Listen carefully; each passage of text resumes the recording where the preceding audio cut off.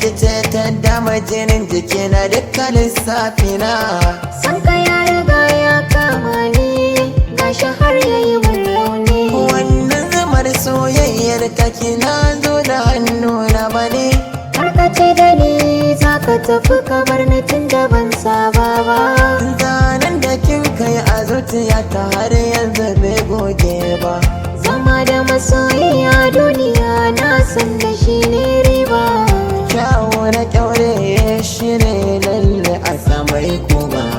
Duka raga mata na baka tun da yanzu kai kana kan turba. Farin ciki ne zan baki amma kana zaɓe ki. A dole zana yi maka jinjina domin ka zamo jan zaki. Me ba ni da aikin da ya wuce tunani da begenki. Haka ne kalaman nan da kake min suke saka na ji shauki. A ce mun na barki haka ɗin da sake. Alkawari yau zan bambanta tsaba da wake. A kwantar da hankali babu wata a zuciya seke. Ko da zan yi gwagayya a cikin sabara da marke. Ke ce likitar zuciya ta sai da ke za ta warke.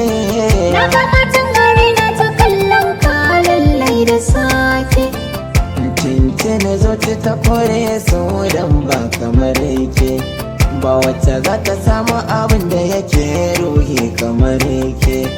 Ai dole ne na daga hannu sama don na gode wa Jalla. Shi ne ya bani kai kyakkyawa ka sai da sallah. Kina da kyandere da zubi kin zarce indo. Burina in je ni gidan ku in gan kira na ta hudo. Lambu na kauna ya kore shar-shar zan je da sinki bado. Alkawarin kawalar ka na dauka ba ni zubdo. Ina son ki sosai fiye da yadda nake wa kaina. Ina kula da son ka sosai ka duban kalamai na. Alkawari miki ba za na miki nisa ba. Idan ka yi mun nisa ba za da wuce kushewa ba.